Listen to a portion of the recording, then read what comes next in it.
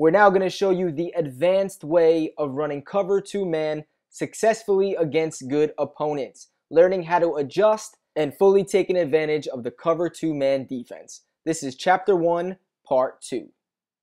Yeah! Y'all ready to play some football? Let's go! If you want it, you can get it. Let me know. I'm about to break this thing up. What's going on, everybody? It's Lights Out from MaddenDaily.com, and this is Chapter 1, Learning the Defensive Coverages, Part 2, Advanced Cover 2 Man Defense. If you want to see Part 1, that's the Learning the Basics of Cover 2 Man, the annotation will be above. We're going to show the cover 2 man at a 3-4 odd, or it's called 3-4 normal in custom playbooks, but this could be applied to any type of cover 2 man at a 4-3, nickel, dime, it doesn't matter.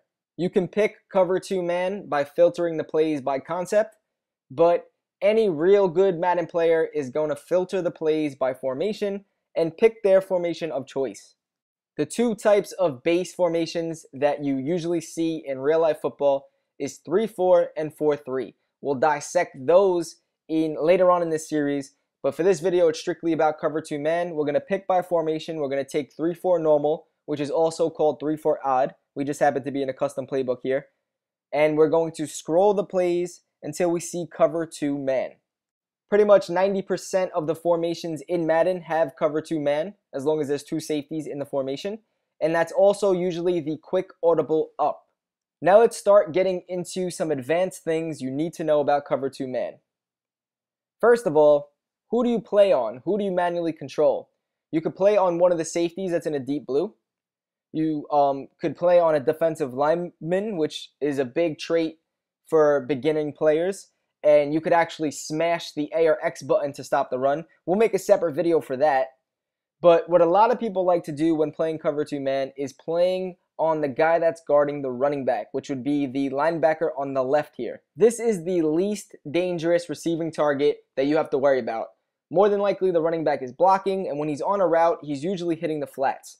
It's the least risky. You're not going to get burnt if you mess up guarding the running back. And if the running back's blocking, you can then double team one of the receivers or play the middle of the field. The most annoying thing about cover 2 man is the simple fact that you cannot press the tight end no matter what, and the tight end's going to get open versus man coverage with almost every single route. Corner route, slant route, drag route, post route, pretty much any type of route, you name it, the tight end's going to get open. So there's no point of even leaving his man defender on him because he's useless. So what we like to do is put that guy that's on the tight end in a zone. Specifically, we like to guess what route the tight end's going to be on based off tendencies, and then put that defender in a zone that's going to stop that route. So if we think that the tight end's on a corner route, we could either put that guy that's on the tight end on a purple buzz zone or a flat zone. To put your defender in a flat zone, you want to first make sure you have the circle over him, so you scroll to be on him. Then you're going to press A or X on PS4, and then you're going to press left on the D-pad. That's to put him in a flat. To put him in a purple buzz zone, you're going to press A or X, and then right on the D-pad. Now, what if the tight end is not on a corner route and he goes deep or he's crossing to the left? Well, we have to manually play him now with the guy that we're controlling, who would normally be the guy that's on the running back. So we have to hope that the running back blocks, and then we would pick up the tight end if he's on a slant or a drag going from right to left. Or you could maybe play on one of the safeties, and then if you see the tight end going up the field or crossing, you would then just manually play him. But that could be dangerous because if RB or B beats their defender deep, that's a touchdown for 6 the other way. We need the safety help. So we would play normally on the guy guarding the running back and hope that he blocks. Now, what if he's going to hit the flat every time? One adjustment we can make is taking that corner on that side and putting him in a flat zone.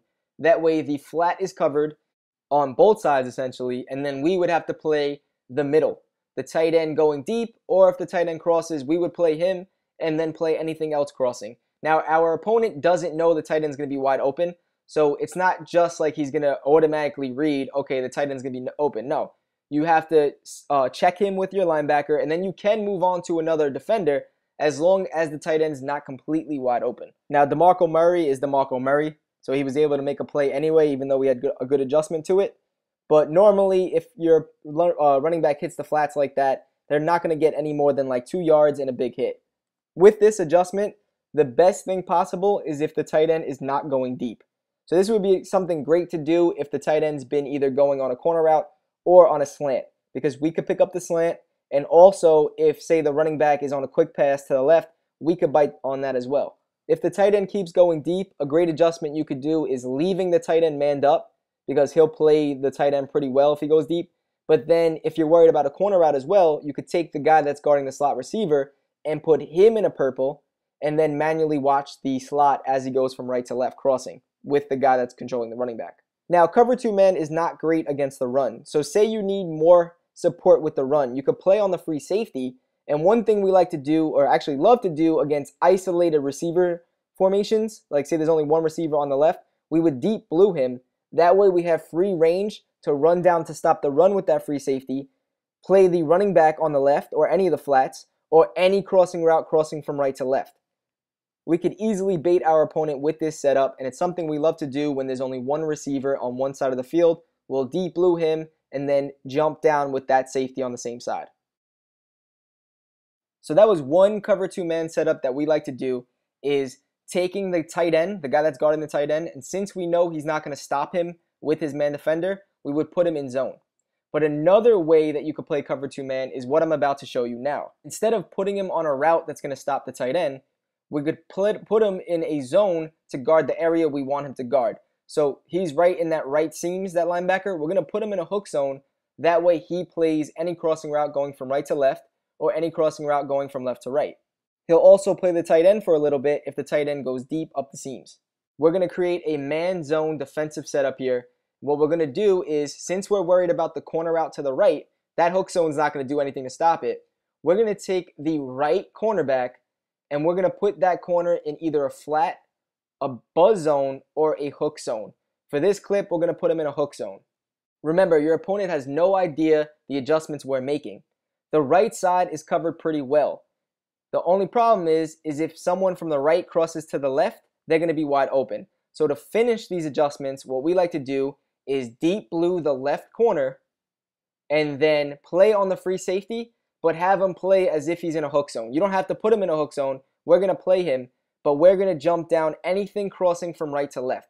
So make believe B, or circle, is on a slant to the right. He's going to be covered up until he passes the right tackle. Then we have to pick him up. This is a very confusing defense because the slot receiver and running back is still manned up. So if their first read is the running back or the slot receiver, they're going to be very confused and may possibly throw an interception. Even a pro Madden player would get confused by this coverage and could throw a pick, because say they're looking for the running back. That's a normal quick pass against zone, but you could clearly see he's manned up. So and then his next read would be the corner, and he sees that hook zone looks like a man defender, and as he cuts, he's going to be like, this is money. Wide open, I'm going to throw a bullet pass to the right. But no, we have a hook zone to the right corner, sits right underneath it for the pick. And what's great with this setup is the running back is manned up, so if our opponent's mixing in screens, screens will be locked as well. I'm just showing the setup once again.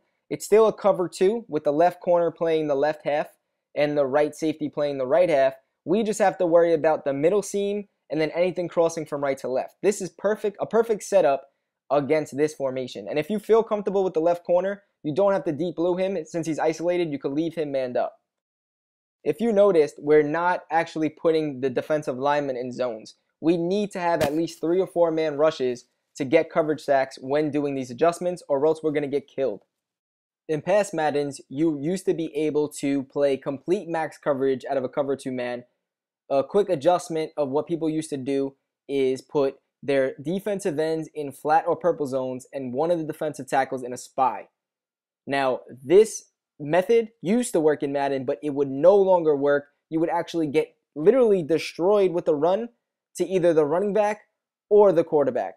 Even when blitzing 3 or 4 guys, if you don't have contains on the field, you're still going to be susceptible to the rollout either right or left against a fast mobile quarterback. This is why if you're playing against a mobile QB, it's mandatory to mix in the contain feature, which is new to Madden 15, and that's pressing L2 or LT and then R1 or RB to make your outside rushers now be in contains. The more wide or outside the contains are, the better job they're going to do against the QB rollout. So linebackers are obviously better than defensive ends, especially in a 3-4. So in this set with a 3-4, the left side is better at stopping the QB rollout than the right, because on the right side, we only have one defensive lineman. Now, if you're worried about stopping the right rollout instead of the left, we advise you flipping the play by pressing square or X and then R2 or RT. That's going to flip the defensive play in the cover 2. And then we're going to do the contain feature, which is L2 or LT and then R1 or RB.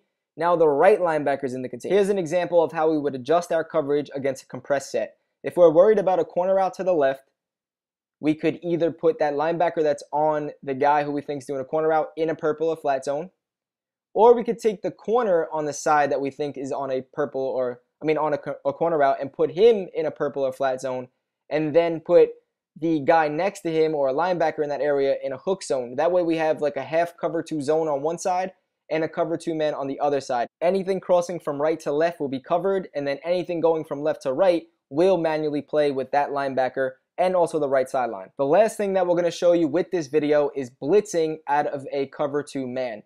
The easiest way to blitz out of a cover 2 man is at a 3-4 odd or 3-4 normal. What we're going to do is take that extra linebacker that's blitzing on pass sets only when it's a pass down. We're going to move him to about 5 yards to the left. Now it's going to be pretty much like a cornerback blitz, and the left tackle is not going to look at him. He's going to come in free.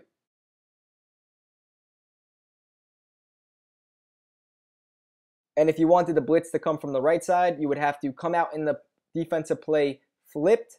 That way the extra blitzing linebacker would be on the right side, and you would take that linebacker and move him out to the right, just like we did on the left side. You're going to move him out about 5-6 yards.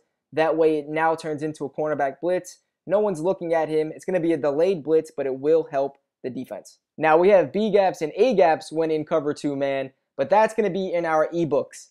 Our Ravens defensive book has that B gap blitz, and the Vikings defensive book has that A gap blitz. The links to buy those will be in the description. But regularly, if you want a blitz out of cover 2 man, the most simple way to do it is out of a 3-4 set, moving the linebacker out. You'll get nice outside heat. I hope you guys enjoyed the video. If you did, please hit it with a like. Subscribe if you're new. Let me know what you think about this series. This was a little bit more of an advanced video than the previous one. The next video is going to be breaking down cover 2 zones, part 3 of chapter 1. Until next time, it's lights out from MaddenDaily.com. Later.